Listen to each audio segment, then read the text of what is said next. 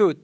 این میوه شیرین و ناماشنای کاپیسا بار دیگر بهانه شد تا دوستداران فرهنگ و هنر در فضای سرشار از شور و صمیمیت گرد هم آیند.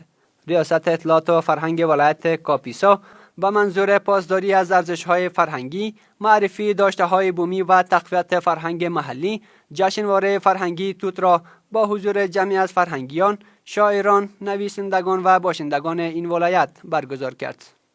ما مصمم هستیم تمام فرهنگ‌های بومی، چی فرهنگ ملموس یا غیر ملموس باشه، ما او را حفظ بکنیم و ارزش‌های فرهنگی و بومی خود توجه جدی بکنیم تا بتانیم به اساس از حفظ فرهنگ و هویت خود به دیگران نشان بدیم که مردم کاپیسا چنین فرهنگی دارند. در حقیقت این دید و بازدید و میله توت بهانه است به خاطر تبادل فرهنگی بین اشخاص افراد جامعه.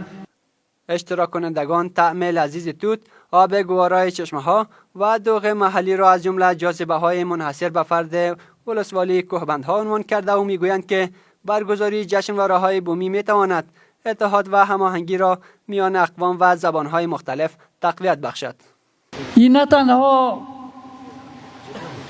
مردم ما را با هم نزدیک می سازه، بلکه یادبود از تاریخ کهن و تاریخ فراموش ناشدنی کشور ما را به نسل جوان از این کشور معرفی میکنه.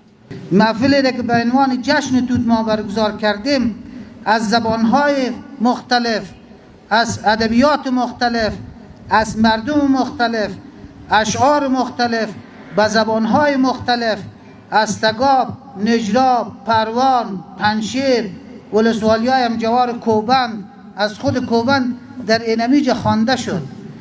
این جشنها تابوها را میشکنانه. این در حال است که همه سال افزون بر جشنواره توت، جشنواره های مختلف دیگر همچون میله عنعنوی گل زرد، شیر و پنیر، انار و چهارمغز در سایر ولسوالی های این ولایت برگزار می شود.